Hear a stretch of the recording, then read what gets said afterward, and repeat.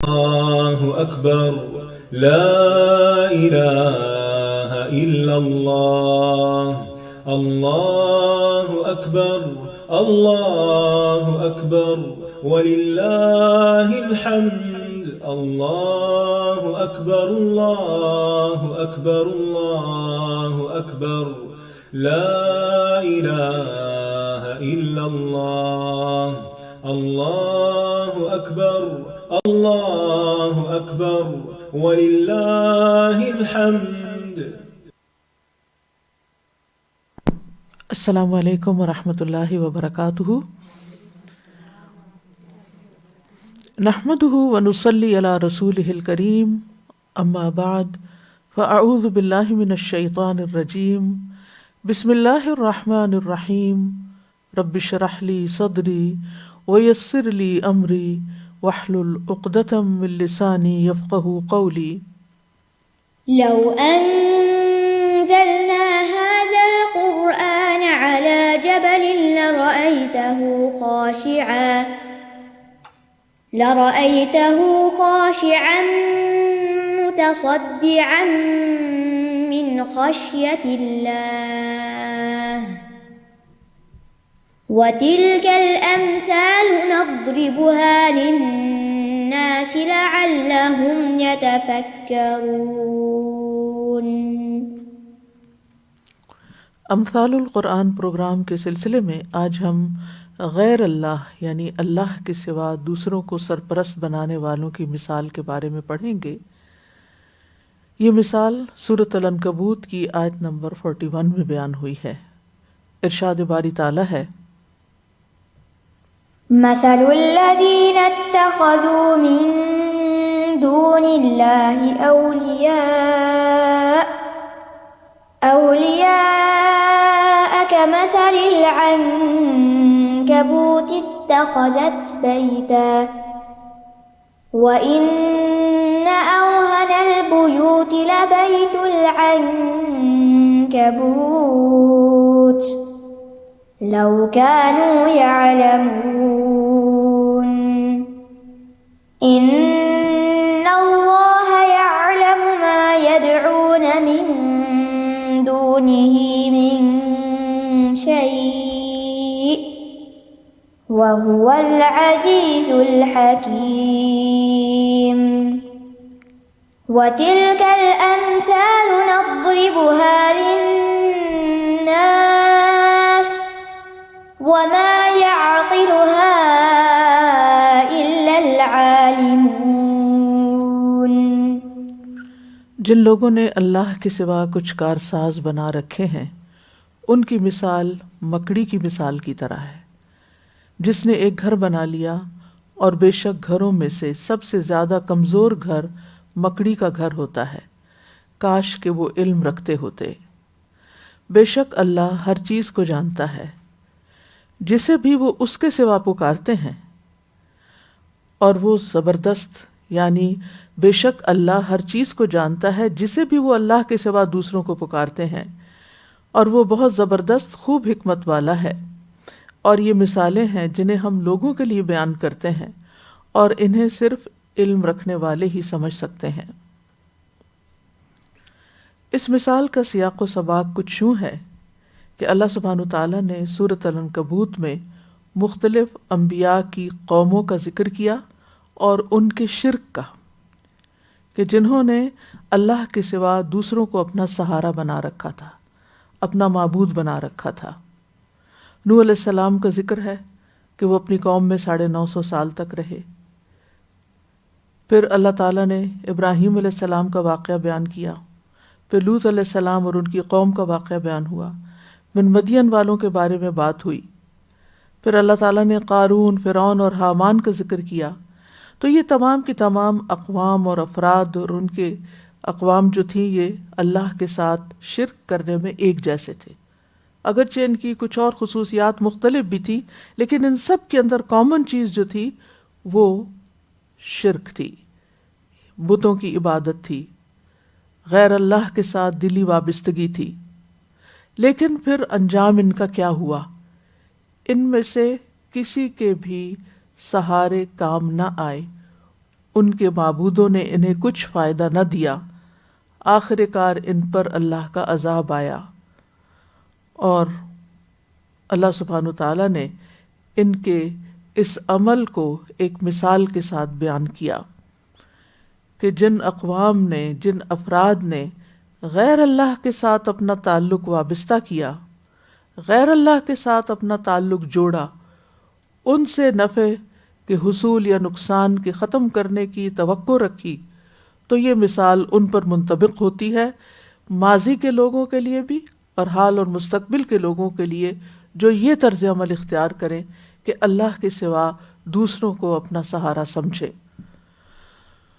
تو ارشاد ہے مثل الذین اتخذوا من دون اللہ اولیاء، مثل مثال یعنی وصف، حالت، الذین ان لوگوں کی، کون لوگ؟ جو بتوں کو اپنا معبود بنا لیتے ہیں، اتخذوا جنہوں نے بنا رکھا ہے، من دون اللہ اللہ کے سوا، اولیاء اولیاء کو، مددگار، اولیاء ولی کی جمع ہے، ولی کہتے ہیں محبت کرنے والے دوست اور مددگار کو۔ مددگار کے لیے لفظ ناصر بھی استعمال ہوتا ہے، نصیر بھی ہوتا ہے۔ نصیر وہ ہوتا ہے جو ظلم و زیادتی کے وقت مدد کو پہنچے، اسی طرح ناصر کوئی بھی مددگار ہو سکتا ہے، لیکن ولی ایسا مددگار ہوتا ہے جو اخلاص اور محبت کے ساتھ مدد کرتا ہو۔ اس لحاظ سے یہ لفظ ناصر اور نصیر سے زیادہ جامع ہے کہ وہ لوگ جنہوں نے اللہ کے سوا دوسروں کو اپنی محبتوں کا مرکز بنا رکھا ہے اور وہ سمجھتے ہیں کہ وہ مشکل میں ان کے کام آئیں گے، تو ان کا حال کیا ہے؟ کمثل العنکبوت، مانند مثال عنکبوت کے، مکڑی کے۔ مکڑی، اسپائڈر، ایک معروف کیڑا ہے جو اپنے ویب کے لیے بہت مشہور ہے، یعنی اپنا جال بننے میں بہت مشہور ہے، اسی لیے اسپائڈرز ویب جو ہے جانا پہچانا ہے۔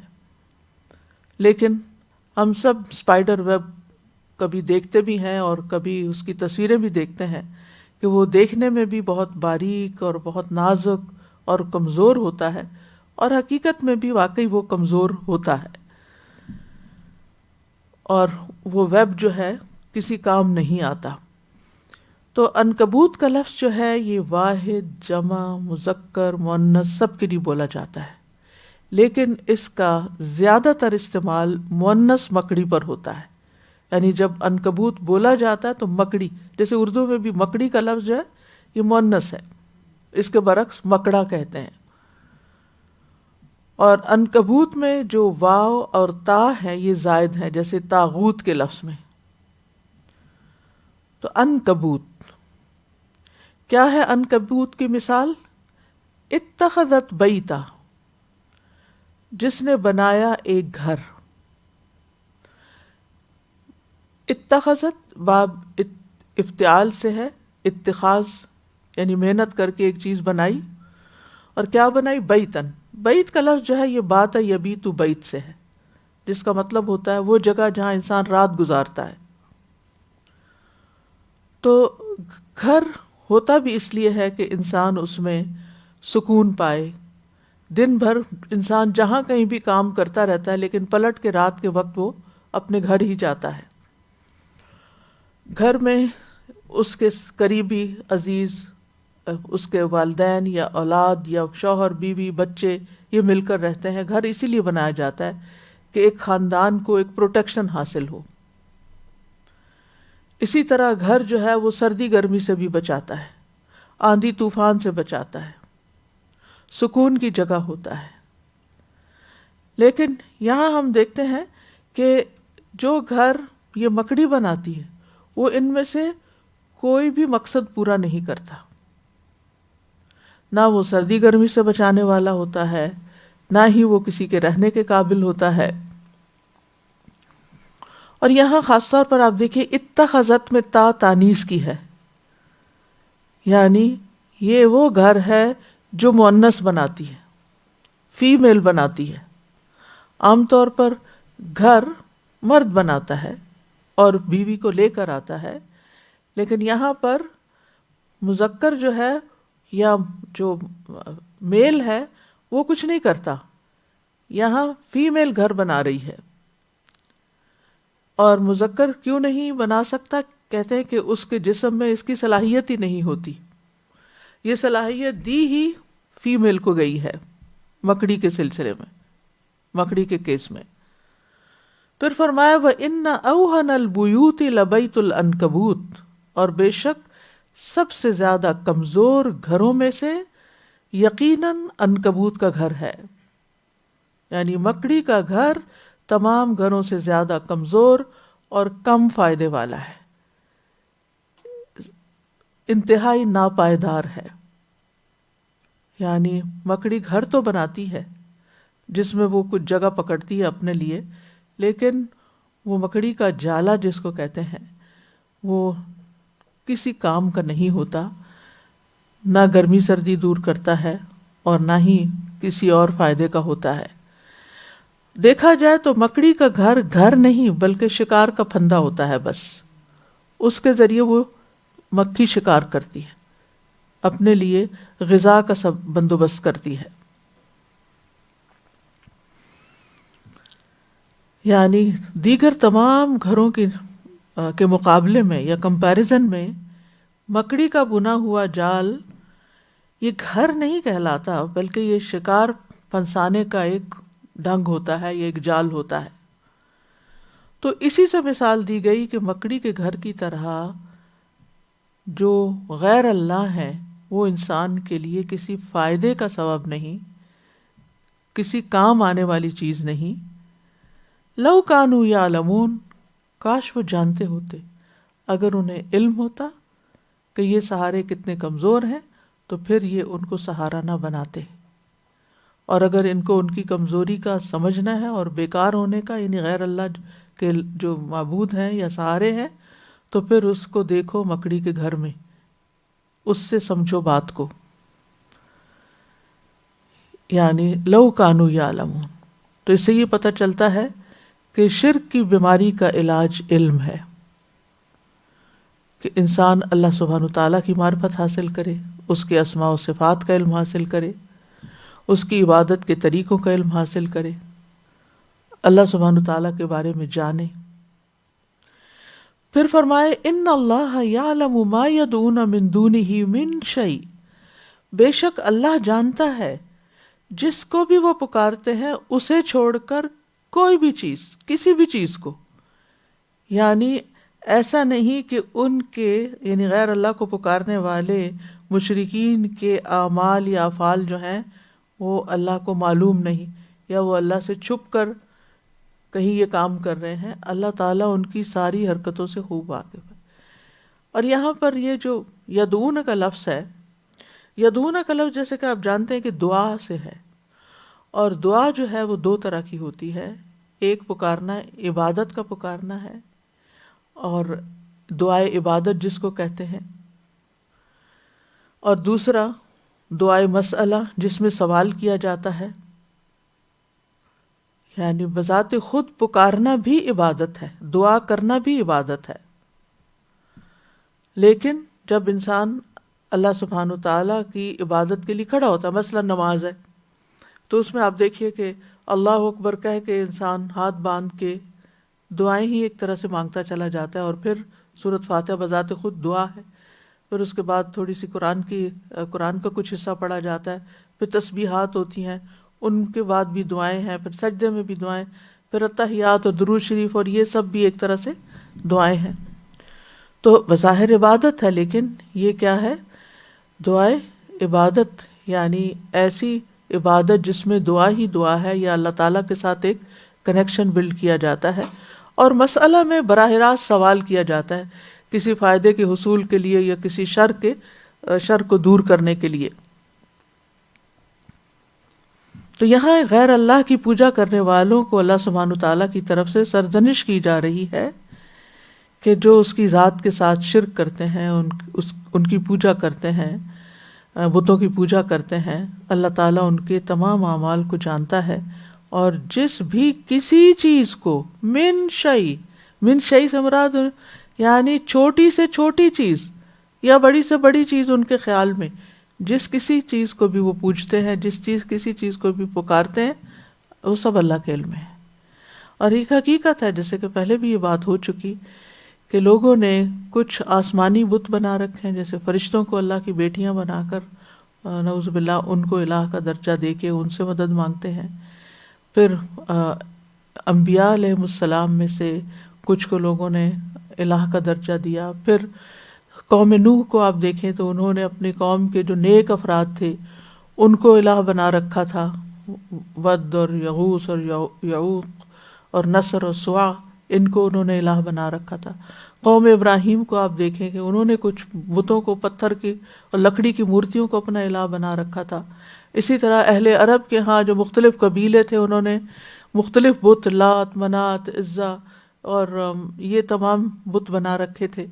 اور پھر آج کی دنیا میں بھی آپ دیکھیں کہ لوگوں نے کوئی چیز ایسی نہیں چھوڑی کہ جس کو انہوں نے اپنا الہ نہ سمجھا ہو، یا جس سے وہ مدد نہ مانگتے ہوں، یا جس کے آگے سر نہ جھکاتے ہوں۔ اور کچھ لوگوں نے مردہ بزرگوں کو اپنا سہارا بنا رکھا ہے، جب انہیں کوئی مشکل پیش آتی ہے تو ان کی قبروں پہ پہنچ جاتے ہیں، یا دور بیٹھے اللہ کو چھوڑ کر ان کو پکارتے رہتے ہیں، ان سے مدد مانگتے رہتے ہیں، ان کو اپنا فریاد رس سمجھتے ہیں۔ تو یہ من شیء میں اول سے آخر تک جتنے بھی لوگ یا جتنے بھی چیزیں پوجی گئیں یا ان کو سہارا بنایا گیا یا ان سے مدد مانگی گئی، وہ سبھی اس میں شامل ہیں۔ اور اللہ سبحانہ تعالیٰ کو پتہ ہے کہ کون سی قوم، کون سے افراد، کون سے لوگ کہاں کس کو اپنا معبود بنائے ہوئے ہیں۔ وَهُوَ الْعَزِيزُ الْحَكِيمُ، اور وہ غالب ہے، حکمت والا ہے، یعنی اس کو کسی مدد کی ضرورت نہیں، کسی سہارے کی، کسی سفارشی کی ضرورت نہیں، وہ سب پر خود غالب ہے۔ اور وہ کمال حکمت والا ہے کہ جو فیصلہ کرتا ہے نہایت حکمت پر مبنی کرتا ہے، اس کو کسی کے مشورے کی بھی ضرورت نہیں ہوتی، اسے اپنے فیصلوں میں اور اپنے مشوروں میں کسی کو شامل کرنے کی بھی ضرورت نہیں ہوتی۔ وَتِلْكَ الْأَمْثَالُ نَضْرِبُهَا لِلنَّاسِ، اور یہ مثالیں ہم لوگوں کے لیے بیان کرتے ہیں، یعنی مکڑی کی مثال ہو یا مکھی کی مثال ہو یا راکھ کی مثال ہو یا سراب کی مثال ہو، کسی بھی چیز کی، یہ ہم لوگوں کے لیے بیان کرتے ہیں تاکہ وہ بات کو سمجھیں۔ وَتِلْكَ الْأَمْثَالُ، یعنی ایک نہیں، دو نہیں، بے شمار مثالیں ہیں جو لوگوں کے فائدے کے لیے، تعلیم کے لیے قرآن مجید میں بیان کی گئی ہیں۔ اور نہ صرف یہ کہ قرآن مجید میں بلکہ حدیث رسول صلی اللہ علیہ وسلم میں بھی بہت سی مثالوں کے ذریعے بات کو سمجھایا گیا ہے، کیونکہ ان کے ذریعے بہت سی ایسی چیزیں جو انسان جن کو صرف امیجن کرتا ہے ان کو محسوس کر سکتا ہے اور بات زیادہ بہتر طور پر واضح ہو جاتی ہے۔ وَمَا يَعْقِلُهَا إِلَّا الْعَالِمُونَ، اور نہیں سمجھتے ان کو مگر علم والے ہی۔ یعقلو کا لفظ جو ہے عقل سے ہے۔ عقل اس قوت کو کہتے ہیں جو قبول علم کے لیے تیار رہتی ہے، یعنی اس کو سمیٹنے کے لیے۔ آپ کو کوئی انفارمیشن ملی تو آپ کی عقل کیا کرتی ہے؟ اس کو محفوظ کر لیتی ہے۔ یعنی وہ علم جو اس قوت کے ذریعے حاصل کیا جاتا ہے اس کو بھی عقل کہہ دیتے ہیں۔ یعنی وہ علم، یعنی نہیں، وہ علم، یعنی اول تو عقل کیا ہے؟ وہ قوت جو علم کو قبول کرتی ہے، اور وہ علم جو اس قوت کے ذریعے حاصل کیا جاتا ہے اس کو بھی عقل کہا جاتا ہے۔ یعنی وما یعقلها کا مطلب کیا ہوا کہ اس میں غور و فکر کے بعد وہی لوگ بات سمجھتے ہیں جو اپنے دل میں عقل کے ساتھ اس کی تطبیق کرتے ہیں، اس کو امپلیمنٹ کرتے ہیں۔ اور وہ کون ہوتے ہیں؟ الا العالمون، جو حقیقی علم والے ہیں، جن کا علم ان کے دل کی گہرائیوں میں جاگزی ہے۔ اسی لیے ہم دیکھتے ہیں کہ سلف صالحین کو اگر قرآنی مثال سمجھ نہ آتی تو وہ اس پر روتے تھے۔ عمرو بن مرہ سے مروی ہے، وہ کہتے ہیں کہ میں جب بھی اللہ کی کتاب میں سے کسی آیت کو پڑھتا ہوں جسے میں نہیں جانتا، نہیں سمجھتا، تو میں غمزدہ ہونے لگتا ہوں، اداس ہو جاتا ہوں، کیونکہ میں نے اللہ کا یہ فرمان سنا ہے، وہ فرماتا ہے وَتِلْكَ الْأَمْثَالُ نَضْرِبُهَا لِلنَّاسِ وما يعقلها الا العالمون، کیونکہ عالموں کا ایک بڑا مقام اور درجہ ہوتا ہے، علم کی اپنی ایک فضیلت ہے، تو جو لوگ مثال سے بھی بات نہیں سمجھتے گویا وہ علم ہی نہیں رکھتے، ان کا علم کوئی حقیقت نہیں رکھتا. تو اس لیے وہ اس بات پر روتے تھے کہ کیا ہم پھر اس کیٹیگری میں ہی نہیں آتے اگر ہمیں یہ بات سمجھ نہیں آتی. اس کے برعکس جو لوگ قرآنی مثالوں کو سمجھتے ہیں، ایک طرح سے یہاں ان کی مدح کی گئی ہے کہ ان میں تدبر کرنے، ان کو سمجھنے کی ضرورت ہے اور اس کی ترغیب پائی جاتی ہے. اور جو اس میں جو ان مثالوں کو سمجھتا ہے، سمجھنے کی کوشش کرتا ہے، اس کی تعریف کی گئی ہے کہ وہ دراصل اہل علم میں شمار ہوتا ہے.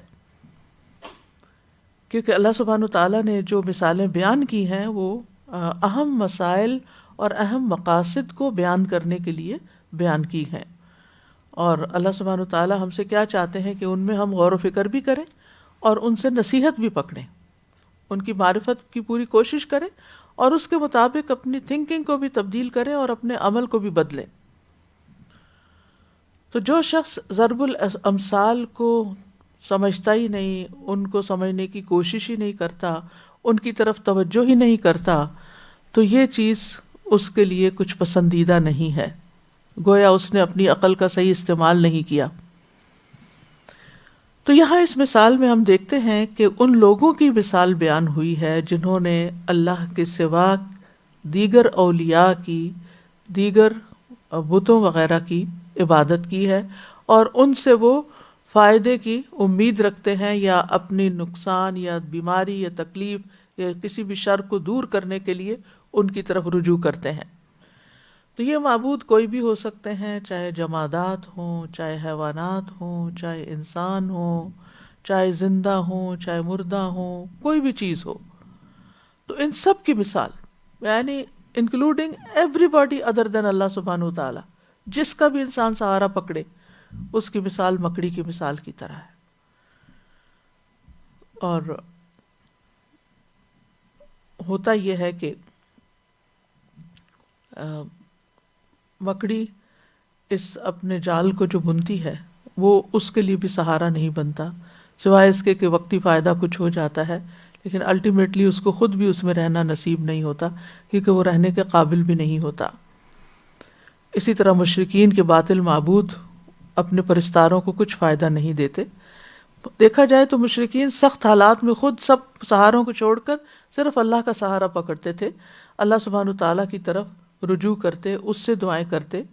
فَإِذَا رَكِبُوا فِي الْفُلْكِ دَعَوُا اللَّهَ مُخْلِصِينَ لَهُ الدِّينَ، جب وہ کشتی میں سوار ہوتے ہیں تو اللہ کو پکارتے ہیں اس حال میں کہ اسی کے لیے عبادت کو خالص کرنے والے ہیں. تو یہ تو دنیا میں ہے ان کا حال.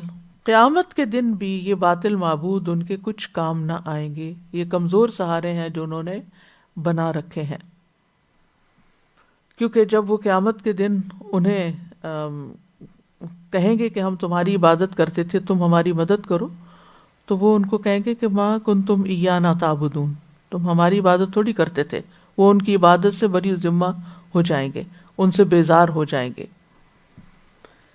اور سورۃ الکہف میں بھی آتا ہے وَيَوْمَ يَقُولُ نَادُوا شُرَكَائِي الَّذِينَ زَعَمْتُمْ فَدَعَوْهُمْ فَلَمْ يَسْتَجِيبُوا لَهُمْ وَجَعَلْنَا بَيْنَهُمْ مَوْبِقًا، اور جس دن فرمائے گا پکارو میرے ان شریکوں کو جو تم نے گمان کر رکھے تھے، جن کو تم اپنا سہارا سمجھتے تھے، ذرا بلاؤ کہ وہ تمہاری مدد کو آئیں. تو وہ انہیں پکاریں گے جیسے دنیا میں پکارتے تھے ان کو، وہ کوئی جواب نہیں دیں گے اور ہم ان کے درمیان ایک ہلاکت کا گڑھا مشترک کر دیں گے. اب ہلاکت کے سوا کوئی اور چیز نہیں ہے. تو جس طرح مکڑی پروٹیکشن نہیں دے سکتی، یا مکڑی کا جالا جو ہے اس میں کوئی حفاظت نہیں ہے، کمزور ہے، بے بس ہے، اسی طرح بتوں اور مورتیوں کی پوجا کرنے والا بھی ان سے کوئی فائدہ حاصل نہیں کر سکتا. ایک اہم بات یہ ہے کہ اگر ہم اس گھر کی کمزوری کو دیکھیں تو یہ دو اعتبار سے کمزور ہے، حصی اعتبار سے بھی یعنی اپنے سٹرکچر کے اعتبار سے بھی، اور پھر مانوی اعتبار سے بھی. اس میں آپ دیکھیے کہ جو جالا جس سے وہ بنتی ہے مکڑی، وہ ریشمی ملائم دھاگے سے ہوتے ہیں، اور دیکھنے والے کو بعض اوقات نظر بھی نہیں آتے وہ جب وہ بنا ہوا جال ہوتا ہے، الا یہ کہ انسان کے ہاتھ کو چپک جائے اور وہ بعض اوقات اس سے جان چھڑانا مشکل ہوتی ہے۔ پھر اسی طرح آپ دیکھیے کہ غیر اللہ نے جو ایک تصور اور ایک ڈھانچہ اور ایک سٹرکچر قائم کر رکھا ہے کہ غیر اللہ ان کے کس فائدے کے ہیں، وہ سٹرکچر جو ہے وہ بھی انتہائی کمزور ہے اگر اس جالے کے ساتھ تشبیہ دی جائے۔ کہ آپ اگر دیکھیں اس کے تاروں کو، جہاں جہاں اس کو جوڑا جاتا ہے، وہ ساری کی ساری چیزیں انتہائی کمزور ہیں، آن کی آن میں ٹوٹ پھوٹ جاتی ہیں۔ تیز ہوا اس کو اڑا کے لے جا سکتی ہے، جیسے یعنی کہ تیز آندھی ہو، بارش ہو، تو بعض اوقات اس سے بھی وہ ختم ہو جاتا ہے۔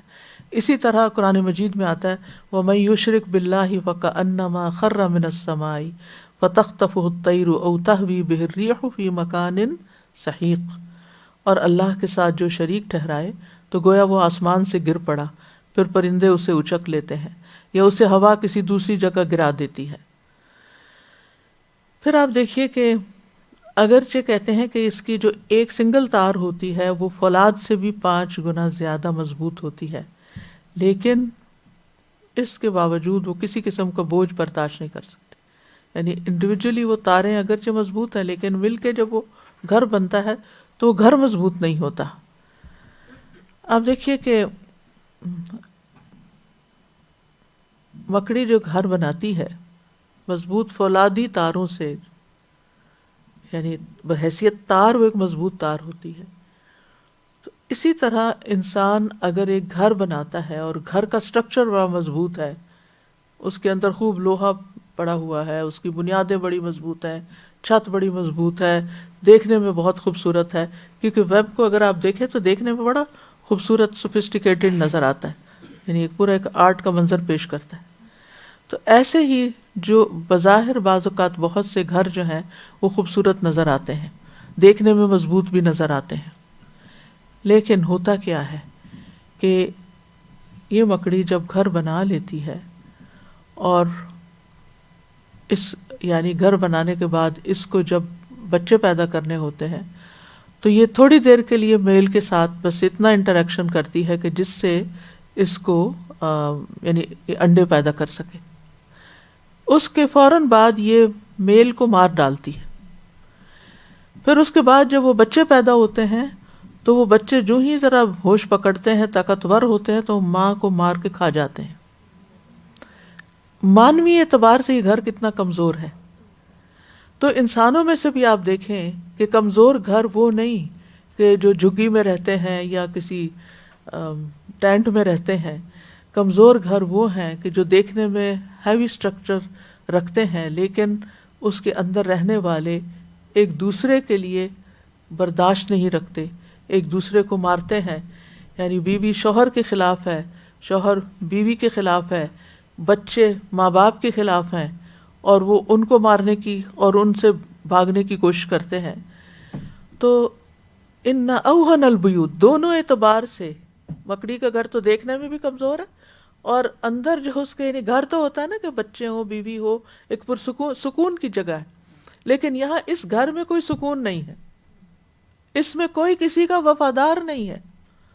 تو جس گھر کے اندر ایک دوسرے کے اوپر ٹرسٹ نہ ہو، ایک دوسرے کے لیے سہارا نہ ہو، ایک دوسرے کے لیے مدد نہ فراہم کریں، ایک دوسرے کو سپورٹ نہ دیں، ایک دوسرے کے لیے کمفرٹ کا باعث نہ ہو، صرف نفرتیں ہی نفرتیں ہوں، وہ گھر کتنا کمزور ہوتا ہے اور وہ سروائیو نہیں کر سکتا۔ دنیا میں بھی بعض اوقات وہ عبرتناک انجام یا نظارہ پیش کرتا ہے۔ اور اگر ہم مکڑی کو بذات خود مکڑی کو دیکھیں، یعنی اس کی اپنی جو ساخت ہے یا اس کی جو بذات خود وہ اس کا جو وجود ہے، تو کہتے ہیں کہ مکڑی جو ہے اس کی ٹانگیں چھوٹی اور آنکھیں بڑی ہوتی ہیں، یعنی اسٹرکچر کے اعتبار سے بھی دیگر مخلوق سے مختلف ہے۔ ایک مکڑی کی 8 ٹانگیں ہوتی ہیں اور 6 آنکھیں ہوتی ہیں۔ آنکھیں ہونے کے باوجود زیادہ تر مکڑیاں بینائی میں کمزور ہوتی ہیں، دیکھ نہیں پاتی۔ شکار کو صرف اس کی حرکت سے محسوس کر کے اس تک پہنچ جاتی. یعنی اگر مکڑی اور جو ہی کوئی آ کے شکار پھنسے گا تو جب وہ پھنسے گا تو اس کی جو وائبریشن ہوگی اس سے مکڑی کو پتہ چلتا ہے کہ اس طرف شکار آ گیا اور وہ اس کو اٹیک کر دیتی ہے.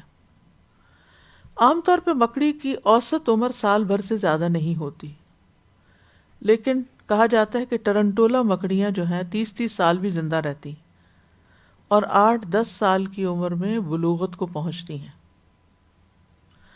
مکڑیاں تنہائی کی زندگی بسر کرتی ہیں. ہاں کوئی اجتماعیت پسند بھی ہوتے ہیں لیکن ریئر. بعض مکڑیاں پن کے سرے جتنی چھوٹی ہوتی ہیں، بہت باریک، اور بعض ڈنر پلیٹ جتنی بھی ہوتی ہیں، یعنی سائز مختلف ہیں. مکڑی جو جال بناتی ہے وہ ایک طرح سے ہوا میں بناتی ہے، ہوا میں گھر بناتی. اب دیکھیے کہ گھر کہاں بنتا ہے، یعنی اس کی کوئی بنیاد ہی نہیں ہے، کوئی بیس ہی نہیں. تو جس گھر کی کوئی بنیاد ہی نہ ہو وہ ہوا میں کتنے دن قائم رہے گا. اور کہتے ہیں کہ اپنی پچھلی ٹانگوں سے ریشمی تار بناتی ہے جو لچکدار ہوتا ہے اور پھر سخت بھی ہوتا ہے، اور یہ اس کے پیٹ سے مادہ نکلتا ہے جس سے یہ تار بنتی ہے. اور جو دھاگا ہوتا ہے وہ لوہے سے 5 گنا زیادہ مضبوط ہوتا ہے. جب ایک چیز سخت، تو اسی وجہ سے یہ ہے کہ بعض چیزوں میں وہ یعنی سخت ہے، تو بعض ایسے لوگ جو ہیں وہ ان کے اندر ایک سختی بھی پائی جاتی ہے لیکن اس کے باوجود کمزور ہوتے ہیں. اب دیکھیے کہ بہت سے لوگ اگر دیکھا جائے، جیسے فرعون ہے، حامان ہے، قارون ہے، دیکھنے میں بڑے سخت تھے، لیکن نمرود جیسے تھا، لیکن ایک مچھر نے اس کا خاتمہ کر دیا. تو انسان ہو یا غیر اللہ کے علاوہ کوئی بھی سہارا ہو، بظاہر اگر وہ مضبوط بھی نظر آتا ہو اور انسان سمجھے کہ یہ تو ضرور میری مدد کر سکتا ہے، لیکن چھوٹی سی آفت زمینی، آسمانی یا نفسانی اس کو گرا دیتی. بعض لوگ دیکھنے میں بہت کانفیڈنٹ، بہت اسٹرانگ، بہت کہتے ہیں کہ آئرن وومن یا آئرن مین نظر آتے ہیں. آئرن سے ہی تشبیہ دی جاتی ہے مضبوطی کی، جیسے اس کی بھی، اس کے تاروں کو بھی آئرن سے مضبوطی. لیکن آپ دیکھیں کہ چھوٹی سی بیماری اور چھوٹا سا کوئی حادثہ ان کو توڑ کے رکھ دیتا ہے، ختم ہو کے رہ جاتے ہیں. تو مکڑی جو ہے وہ زیادہ تر اپنی زندگی میں گھر بنا کے پھر شکار کرنے پر ہوتی ہے. تو افلاطون کہتے ہیں تمام چیزوں سے زیادہ حریص مکھی ہوتی، اسی لیے بار بار آپ اس کو ماریں، آپ اس کو دھتکاریں، کچھ کریں، وہ پھر پلٹ کے آپ کے اوپر آئے گی. تو اس سے ظاہر ہوتا ہے کہ سب سے لالچی ہے اور اس کو عزت بیزتی کی کوئی پرواہ نہیں، وہ پلٹ پلٹ کے آتی ہے. اور پھر یہ کہتے ہیں کہ افلاطون کہتے ہیں کہ اور تمام چیزوں سے زیادہ قناعت پسند مکڑی ہوتی ہے، پس اللہ نے تمام چیزوں سے زیادہ قناعت کرنے والی کا رزق تمام چیزوں سے زیادہ حریص کے اندر رکھا ہے. یعنی جو سب سے زیادہ حریص ہے وہ ترنے والا ہے اس کا جو قناعت کر کے بیٹھی ہے. بہرحال یہ اس کے بارے میں ایک فیکٹ تھا. مکڑی کے جالے کی زندگی جو ہے بہت تھوڑی ہوتی ہے. کھلی جگہ میں تو 1 دن سے زیادہ نہیں ٹھہرتا. ہوا کے تیز تھپیڑے ہوں یا بڑا کیڑا ٹکرا جائے، یا بعض اوقات خود مکڑی کے اپنے ہاتھوں سے وہ جال ٹوٹ جاتا ہے. تو جو ہی وہ جال ٹوٹتا ہے مکڑی پھر کام میں لگ جاتی اور آدھ پون گھنٹے میں پہلے جیسا پھر جال بنا کے رکھ دیتی.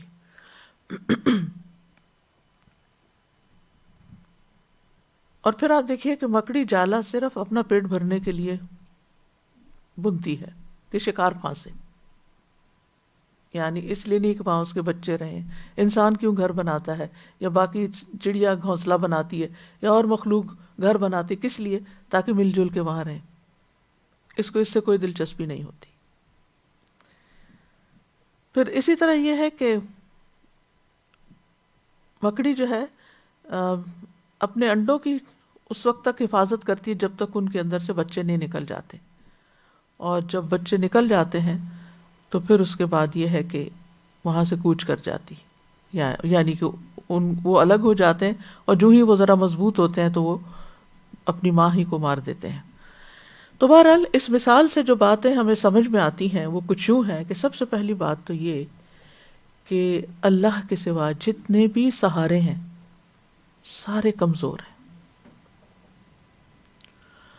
اور اگر انسان ان کی پوجا نہیں بھی کرتا، ان سے دعائیں نہیں بھی مانگتا، لیکن اگر انسان انسانوں کو سہارا سمجھتا ہے کہ یہ میرے بڑھاپے کا سہارا ہے اور یہ میری جوانی کا سہارا ہے، شادی اس لیے کروں کہ کوئی ساتھی مل جائے، سہارا مل جائے، بچے اس لیے ہوں کہ بڑھاپے میں سہارا مل جائے، تو ضروری نہیں کہ یہ آپ کے لیے سہارا ہی ہوں، بعض اوقات الٹے وبال جان بھی ہوتے ہیں۔ انسان اپنی نیچر کے اعتبار سے کمزور ہے، تو انسان کو اصل سہارا اپنے رب ہی کا ہونا چاہیے۔ یہی توحید خالص ہے کہ سہارا صرف اس کو سمجھو، انسانوں کو سہارا نہ بناؤ۔ کیوں؟ اس لیے کہ وَخُلِقَ الْإِنسَانُ ضَعِيفًا، انسان کمزور پیدا کیا گیا ہے، وہ تو اپنی مدد آپ بھی نہیں کر سکتا، کہاں یہ کہ وہ دوسرے کی ہر ضرورت پوری کر سکے۔ جن انسانوں کو ہم بہت اسٹرانگ سمجھتے ہیں، جن کو ہم بڑا مضبوط سمجھتے ہیں، بعض اوقات چھوٹی سی بری خبر ان کے لیے ہارٹ اٹیک کا سبب بن جاتی ہے۔ فقر، محتاجگی، بیماری، ایک سٹروک ہوتا ہے تو آپ دیکھیں بعض اوقات لوگ اتنے صحت مند زندگی بسر کر رہے ہوتے ہیں، کہتے ہیں ان کو کبھی کوئی بیماری ہوئی نہیں، لیکن اچانک کوئی ایسی بلا آتی ہے کہ وہ ان کو بٹھا دیتی ہے، کمزور کر دیتی ہے۔ تو انسان فزیکلی بھی اگرچہ اسٹرانگ نظر آئے لیکن حقیقت میں کمزور ہے، ایموشنلی بھی اسٹرانگ نظر آئے، شو کرے، لیکن اندر سے کمزور ہے۔ بہت سے لوگ جو دوسروں کے سامنے بہادر بنتے ہیں تنہائی میں روتے ہیں۔ تو یہ انسان کو اپنی بساط بھی دیکھنی چاہیے، اپنی حقیقت کو بھی سمجھنا چاہیے، ہم بھی کمزور اور جن کا سہارا لے رہے ہیں وہ بھی کمزور۔ ضعف الطالب والمطلوب، اور کمزور جو ہوتا ہے نا وہ ہمیشہ سہارے کی تلاش میں ہوتا ہے، کبھی ایک چیز کو سہارا بناتا، کبھی دوسرا۔ وہ کیوں؟ کیا چاہتا ہے؟ کوئی ہو جس پہ وہ ٹرسٹ کر سکے، بھروسہ کرے، جس کو وہ اپنے دل کا حال سنا سکے، کوئی ہو جو اس سے پروٹیکشن دے، اس کی حفاظت کرے، اس کو تکلیفوں سے میں بچائے، کوئی ہو جو اس کو ڈیفینڈ کرے جب اس کے خلاف بہت کچھ کہا جا رہا ہو، کوئی ہو جو ضرورت کے وقت اس کے کام آئے، کہ اگر اس کو کوئی بھوک لگی ہے یا ضرورت ہے تو وہ کسی سے کچھ مانگ سکے، کوئی ہو جو اس کو پروٹیکشن دے، کوئی ہو جس سے وہ فریاد کر سکے، جس کو اپنے دکھ، غم، تکلیف میں پکار سکے۔ یہ انسان کے اندر کی ضرورت ہے، ہر انسان کی، چاہے کوئی بڑا ہو، چھوٹا ہو، عورت ہو، مرد ہو، سب کی ضرورت ہے یہ۔ اور یہ کمزوریاں انسان کے اندر کیوں رکھی گئیں؟ تاکہ وہ اللہ کی طرف رجوع کرے، اللہ کی عبادت کرے، اللہ کے آگے جھک جائے، اللہ کو اپنا سہارا بنا لے۔ کیونکہ جب انسان اللہ کے سامنے اپنی کمزوری رکھتا ہے، اللہ کے نبی رسول اللہ صلی اللہ علیہ وسلم سے زیادہ مضبوط انسان کون ہو سکتے ہیں، بہادر انسان کون ہو سکتے ہیں؟ لیکن ہر معاملے میں وہ اللہ کی طرف رجوع کرتے تھے۔ پچھلے انبیاء کے بارے میں بھی یہی کہا گیا، اواہ منیب، نعم العبد انہ اواب، بار بار پلٹ پلٹ کے اللہ کی طرف رجوع کرنا، اس کے آگے سجدہ ریز ہونا۔ جنگ بدر کے موقع پر کیا ہوا؟ وَلَقَدْ نَصَرَكُمُ اللَّهُ بِبَدْرٍ وَأَنْتُمْ أَذِلَّةٌ، طاقت کہاں سے ملی، مدد کہاں سے آئی؟ نبی صلی اللہ علیہ وسلم رات بھر التجائیں کرتے رہے، پکارتے رہے، روتے رہے، سجدے میں پڑے رہے، یا حیو یا قیوم برحمتک استغیث کہہ کے پکارتے رہے۔ تو جب انسان کو یہ احساس ہوتا ہے کہ میں کمزور ہوں اور میرے علاوہ باقی مخلوقات بھی کمزور ہیں، تو پھر حقیقی معنوں میں اللہ کی طرف رجوع کرتا ہے، پھر اس کو سہارا بناتا ہے، پھر اس کا دامن تھامتا ہے۔ اور اللہ تعالیٰ نے انسان کو بتا بھی دیا، یا ایھا الناس انتم الفقراء الی اللہ واللہ هو الغنی الحمید. اے لوگو تم سب اللہ کے محتاج ہو، سب کے سب، اول سے آخر تک سبھی محتاج ہیں. تو جو خود محتاج ہو وہ کسی کا سہارا کیا بنے گا؟ تو انسان کو کمزور اس لیے پیدا کیا گیا ہے کہ وہ رب کے سامنے اپنے فقر اور محتاجگی کا اظہار کرے اور اس سے مدد مانگے. اور جب انسان یہ سمجھنے لگتا ہے نا کہ میں غنی ہوں اور مجھے کسی کی ضرورت نہیں، میں بے نیاز ہوں اور اللہ کسی کا محتاج نہ کرے اور مجھے کسی کی ضرورت نہیں، یا یہ کہ انسان کو اپنی کثرت تعداد پر کچھ بھروسہ ہونے لگے جیسے جنگ حنین میں ہوا تھا، تو پھر کیا ہوا؟ وہاں پر اذا جبتکم کثرتکم فلم تغنی عنکم شیئا، تمہاری کثرت تمہیں کچھ کام نہ آئی. اسی طرح آپ دیکھیے کہ ابلیس اپنی عبادت کی وجہ سے بڑا مضبوط تھا کہ فرشتوں تک رسائی تھی اس کی اور ان کا ساتھی بنا ہوا تھا، لیکن پہلے امتحان میں فیل ہو گیا. فرعون کو آپ دیکھیں کہ اس کو کتنا فخر تھا اپنی نہروں پر، قارون کو اپنی دولت پر کتنا فخر تھا، اپنے علم پر کتنا فخر تھا. ابلیس کو تو اپنی خلقت پہ نا کہ خلقتنی من نار و خلقتہ من طین، اس کے خیال میں آگ جو تھی وہ بہتر تھی مٹی سے، طاقتور تھی. تو اس لیے اس نے ان سب نے بڑے بڑے کلیمز کیے، لیکن سب کا انجام ہمارے سامنے. تو سمجھنے کی بات یہ کہ اللہ ہی حقیقی سرپرست ہے. اللہ واللہ هو الولی، اللہ ہی اصل مددگار ہے. رب المشرق والمغرب لا الہ الا هو فاتخذہ وکیلا، وہ مشرق و مغرب کا رب ہے، اس کے سوا کوئی الہ نہیں، لہذا اسے ہی اپنا کارساز بنا لیجئے، اسی کو اپنا مددگار سمجھیے، اسی کو اپنا سہارا سمجھیے، اسی کو پکاریے، مشکل میں اسی سے مدد مانگیے. فادعوہ مخلصین لہ الدین، دین کو اس کے لیے خالص کر کے اسے پکاریے. کائنات کا نظام وہ چلا رہا ہے، رات کو دن میں اور دن کو رات میں وہ داخل کرتا ہے، سورج اور چاند کو اس نے مسخر کر رکھا ہے، سارے ستارے سیارے اس کے حکم سے چلتے ہیں. اور اللہ کے سوا جن کو ہم کچھ سمجھتے ہیں، انسان کچھ سمجھتے ہیں، وہ تو کسی بھی چیز کے مالک نہیں ہیں. ما یملکون من قطمیر، کھجور کی گٹلی کے چھلکے کے مالک بھی نہیں. زندگی اور موت کا مالک اللہ ہے. یحیی و یمیت، وہی زندہ کرتا ہے، وہی موت دیتا ہے. اسی کے پاس آسمانوں اور زمین کی کنجیاں ہیں. لہو مقالید السماوات والارض، سارے خزانے اسی کے پاس ہیں. وہی مشکلات اور پریشانیاں دور کرنے والا ہے. بندوں کی ساری ضروریات وہی پوری کرتا ہے.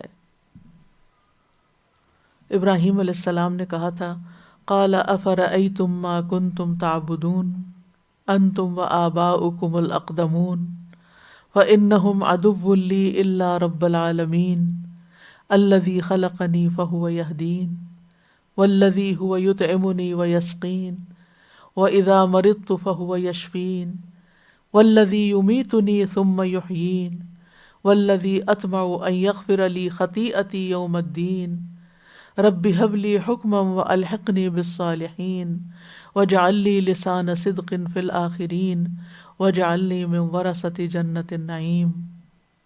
ابراہیم علیہ السلام نے کہا، یہ سورۃ الشعراء کی آیتیں ہیں، کیا تم نے دیکھا کہ جن کو تم پوجتے رہے، تم اور تمہارے پہلے باپ دادا، بلا شبہ وہ سب میرے دشمن ہیں سوائے رب العالمین کے، وہ جس نے مجھے پیدا کیا، پھر وہی مجھے راستہ دکھاتا ہے، وہی ہے جو مجھے کھلاتا اور پلاتا ہے، اور جب میں بیمار ہوتا ہوں تو مجھے شفا دیتا ہے، اور وہی ہے جو موت دے گا پھر مجھے زندہ کرے گا، اور وہ جس سے میں طمع رکھتا ہوں کہ جزا کے دن میری خطا بخش دے گا. اے میرے رب، مجھے حکم عطا کر، فیصلے کی قوت عطا کر، اور مجھے نیک لوگوں کے ساتھ ملا، اور پیچھے آنے والوں میں میری سچی ناموری رکھ دے، مجھے نعمت کی جنت کے وارثوں میں سے بنا دے.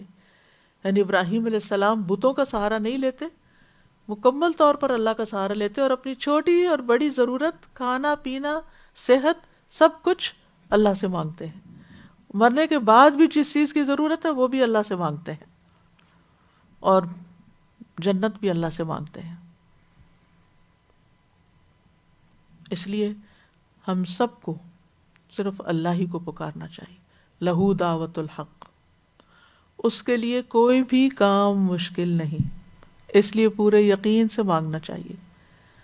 ہاں یہ ضرور ہے کہ ہر چیز کا ایک وقت مقرر ہوتا ہے، اور اسی وقت وہ چیز انسان کے لیے بہتر ہوتی جو وقت اللہ نے مقرر کیا ہوتا ہے، کیونکہ اللہ تعالیٰ کا فیصلہ حکمت پر مبنی ہوتا ہے، اور ہمارے فیصلے جذبات پر مبنی ہوتے ہیں، جلد بازی پر مبنی ہوتے ہیں. ہم چاہتے ہیں یہ چیز ابھی ہمیں مل جائے، اور اللہ سبحانہ و تعالیٰ چاہتا ہے کہ اس وقت ملے جب واقعی ہمارے لیے فائدے کی ہو. پھر یہ کہ اس میں ہم سب کے لیے، یعنی مشرکین کی بات تو ہے، اور ان کے غیر اللہ کے سوا دوسرے معبودوں کی بات بھی ہے، اور ان کا پکارنا اور شرک کرنا، یہ ساری چیزیں اپنی جگہ غلط ہیں. لیکن ایک چیز جو ایک عام مسلمان کو یا ایک مومن کو بھی اچھی طرح سمجھنی چاہیے، وہ یہ، اور اس کے بغیر توحید خالص نہیں ہوتی، مکمل نہیں ہوتی، کہ ہمیں بھروسہ اور توکل صرف اللہ پہ کرنا چاہیے. اسباب اختیار کرنے میں کوئی حرج نہیں، اس کا حکم بھی اللہ نے دیا، لیکن الٹیمیٹ توکل اور انحصار اور ڈپینڈنسی اور ریلائنس صرف اور صرف اللہ رب العالمین پر، صرف اس پر. انسان محنت کرے، کوشش کرے، اسباب اختیار کرے، لوگوں کو ساتھ ملائے کسی بھی کام میں، لیکن یہ دل میں اس کا یقین یہ ہو کہ یہ سب اسی وقت ہوگا جب اللہ کرے، اور جب ہو جائے تو انسانوں کا شکریہ ادا کرے جو ساتھ مددگار، لیکن یہ کہے کہ یہ کیا اللہ نے، یہ اللہ کا فضل ہے، یہ اللہ کی رحمت سے ہوا ہے، یہ اس نے کیا ہے. بندوں کو پورا کریڈٹ دے دینا، اگر آپ نہ ہوتے تو یہ نہ ہوتا، اگر وہ نہ ہوتا تو ایسا نہ ہوتا، یہ طریقہ درست نہیں. اس سے توحید میں خلل آتا ہے، کیونکہ پھر انسان بندوں کا غلام بن کے رہ جاتا ہے.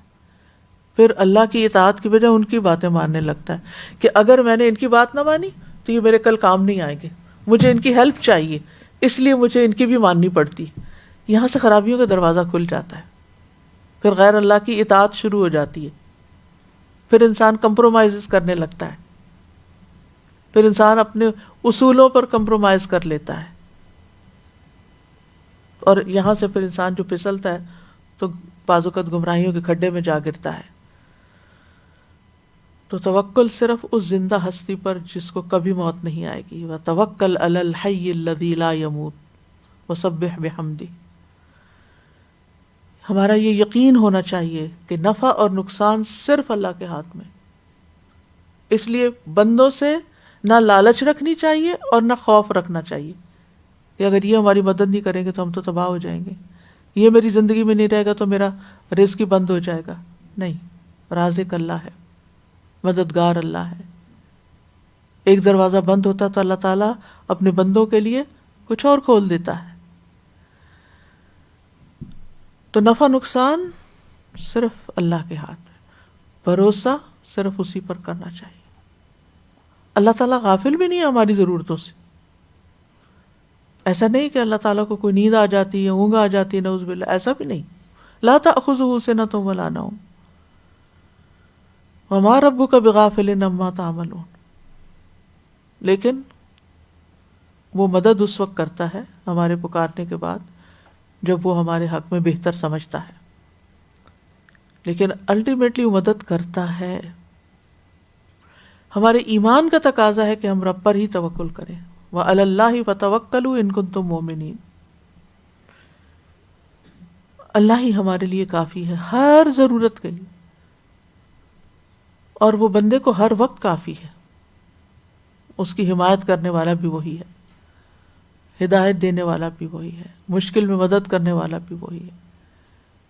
اللہ ولی الذین آمنوا، ایمان والوں کا دوست ہے اللہ. وکفی باللہ ولیا وکفی باللہ نصیرا. اس نے منع کیا ہے کہ میرے سوا دوسروں کو سہارا مت سمجھو، اللہ تتخذوا من دونی وکیلا. اور پھر یہ ہے کہ چھوٹے کاموں میں بھی اور بڑے کاموں میں بھی، آسان میں بھی مشکل میں، بس اللہ کا سہارا. اور جب انسان انسانوں سے توقعات کم رکھتا ہے نا اور اپنا رخ اللہ کی طرف پھیر لیتا ہے تو اس کی زندگی میں بڑا سکون آ جاتا ہے. اگر لوگ کہیں اس کی مدد کر دیتے ہیں تو وہ ان کا بھی شکر گزار ہوتا ہے، اور اگر وہ اپنی کسی کمزوری مجبوری کی وجہ سے نہیں کر سکتے تو اسے کوئی گلہ شکوہ بھی نہیں ہوتا. وہ اس وقت بھی کیا کہتا ہے، حسبی اللہ و نعم الوکیل، میرے لیے اللہ ہی کافی ہے اور وہ بہترین کارساز ہے. کسی کام کا ارادہ کر لیں، کرنا ہے، یہ مشکل نظر آئے تو بھی اللہ پہ بھروسہ کریں. فَإِذَا عَزَمْتَ فَتَوَكَّلْ عَلَى اللَّهِ، اللہ کرنے والا ہے.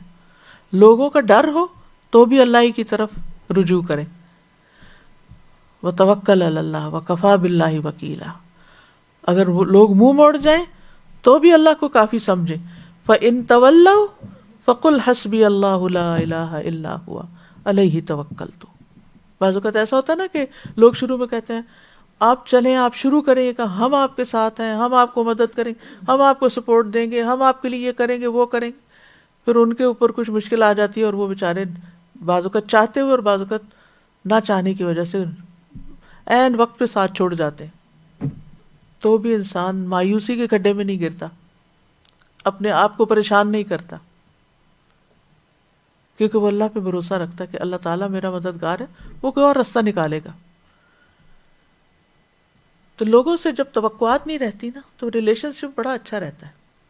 لوگوں سے جب توقعات نہیں رہتی تو دل نہیں ٹوٹتا، انسان ان کی مجبوریاں کمزوریاں عذر سمجھتا ہے، انسان غم کا شکار نہیں ہوتا،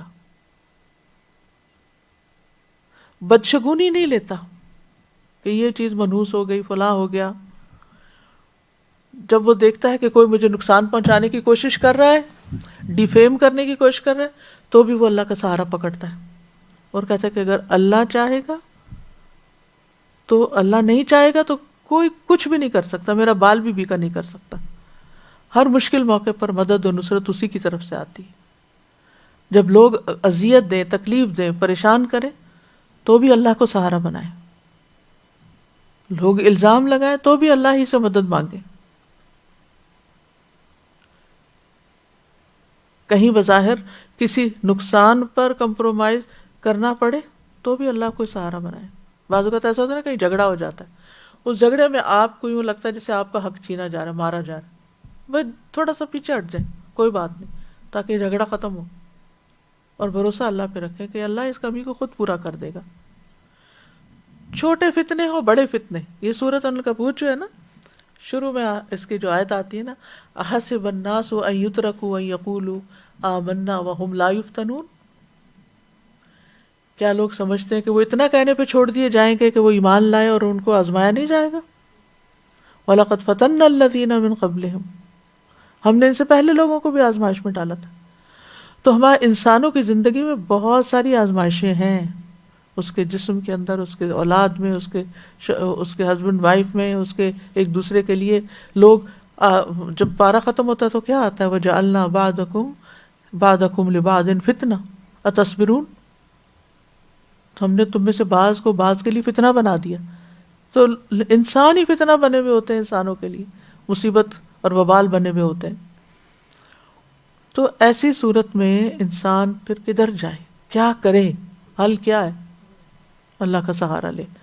اللہ تو ہی اس معاملے کو درست کرنے والا ہے، میں تو اس میں عاجز ہوں، بے بس ہوں، کمزور ہوں، میری ساری توقعات تجھ سے، تو ہی ٹھیک کرنا. اور اسی طرح آپ دیکھیے کتنی دفعہ ایسا ہوتا ہے، کم من فئۃ قلیلۃ غلبت فئۃ کثیرۃ باذن اللہ، چھوٹا گروہ اللہ کے اذن سے بڑے گروہ پہ کامیاب ہو جاتا ہے، غالب آ جاتا ہے. جن کے دلوں میں عداوت ہوتی ہے وہ محبت میں بدل جاتی ہے، جو کل تک دشمن بنے ہوتے ہیں وہ آج آپ کے سپورٹر بن جاتے ہیں. نبی صلی اللہ علیہ وسلم کی زندگی میں ہوا، بہترین مثال ہے ہمارے سامنے. تو جب انسان اللہ پہ بھروسہ کرتا ہے، اللہ پہ توکل کرتا ہے، تو زندگی آسان ہو جاتی ہے، غم ہلکے ہو جاتے ہیں، امید سے جیتا ہے انسان، خوشحال زندگی بسر کرتا ہے. خوشحالی باہر کی خوشحالی نہیں، وہ بھی آرام کمفرٹ چاہیے ہوتا ہے انسان، اصل خوشحالی دل کی خوشحالی ہوتی ہے، اور دل کی خوشحالی توکل کے بغیر ہو نہیں سکتی، کہ ہم صرف سہارا اللہ ہی کو سمجھیں. تو جو اللہ کو سہارا بناتا ہے اللہ تعالیٰ اس سے محبت کرتا ہے. واللہ ان اللہ یحب المتوکلین، اللہ اس کے لیے کافی ہو جاتا ہے. ومن یتوکل علی اللہ فہو حسبہ، توکل انسان کو بہادر بنا دیتا ہے، انسان کے دل سے غیر اللہ کا ڈر نکل جاتا ہے، شیطان سے حفاظت ملتی ہے انسان کو، اس کے وہم ختم ہو جاتے ہیں، جادو، حسد، نظر بد سے حفاظت ہوتی ہے. ایسے انسان کو وہاں سے رزق ملتا ہے جہاں سے وہ سوچ بھی نہیں سکتا. وَيَرْزُقْهُ مِنْ حَيْثُ لَا يَحْتَسِبُ،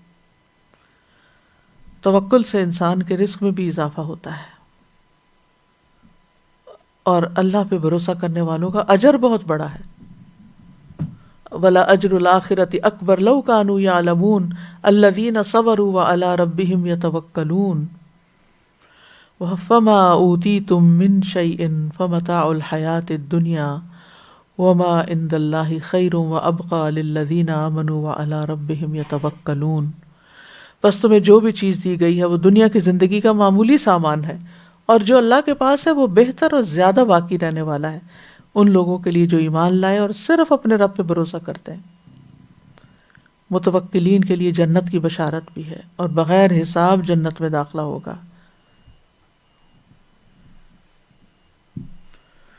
تو کرنے کے کام کیا ہیں؟ کہ اللہ سے اپنا تعلق مضبوط کریں. اللہ کے سوا تمام سہارے کمزور ہیں، ان کی بجائے اللہ سے تعلق جوڑیں، اللہ سے اپنی امیدیں وابستہ رکھیں. ہر مشکل پریشانی میں انسانوں سے مدد لینے سے پہلے اللہ کے آگے گڑ گڑائیں، اللہ سے دعا مانگیں، اللہ کو سہارا سمجھیں. پھر یہ کہ اللہ پر بھروسہ کریں. یہ خوشگوار زندگی کا راز ہے. اور پھر یہ کہ اللہ سے دعا کرتے رہیں کہ اللہ سبحانہ و تعالی ہمارے لیے کافی ہو جائے، اور ہمارے دل میں کسی اور کو پکارنے کا اور اس کی مدد لینے کا خیال تک نہ آئے. حسبنا اللہ ونعم الوکیل، حسبی اللہ لا الہ الا ہوا علیہ توکلت وہو رب العرش العظیم. اللہم لک اسلمت وبک آمنت وعلیک توکلت وإلیک انبت وبک خاصمت. اللہم انی اعوذ بعزتک لا الہ الا انت ان تضلنی انت الحی الذی لا یموت والجن والانس یموتون. اللہم لک اسلمت وبک آمنت وعلیک توکلت وإلیک انبت وبک خاصمت وإلیک حاکمت فاغفر لی ما قدمت وما اخرت واسررت واعلنت انت الہی لا الہ الا انت. اللہم انت عضدی ونصیری بک احول وبک اصول وبک اقاتل. یا اللہ تو ہمیں ہر معاملے میں ظاہری اور باطنی، جسمانی اور روحانی اور ہر چیز میں تو ہمیں کافی ہو جا. ہمارے سارے معاملات درست کر دے، ہماری ساری مشکلات آسان کر دے. یا اللہ جو لوگ کرونا کی خوف اور فکر اور پریشانی اور بیماری کا شکار ہیں، ان کے خوف، دکھ، تکلیف، پریشانی دور کر دے. یا رب العالمین تو ہم سب کو اس مصیبت اور بلا سے محفوظ رکھ اور ہمیشہ شفائے کلی عطا فرما. یا اللہ تو ہمیں صحیح معنوں میں اپنے اوپر توکل کرنے کی توفیق دے اور اپنا سہارا لینے کی. یا اللہ تو ہمیں ہر گمراہی سے، ہر جہالت سے، ہر فساد سے محفوظ رکھ. اور اللہم احسن عاقبتنا فی الامور کلہا واجرنا من خزی الدنیا وعذاب الآخرہ. وآخر دعوانا ان الحمد للہ رب العالمین. سبحانک اللہم وبحمدک اشہد ان لا الہ الا انت استغفرک واتوب الیک. السلام علیکم ورحمۃ اللہ وبرکاتہ. اللهم صل على محمد وعلى كما صليت على إبراهيم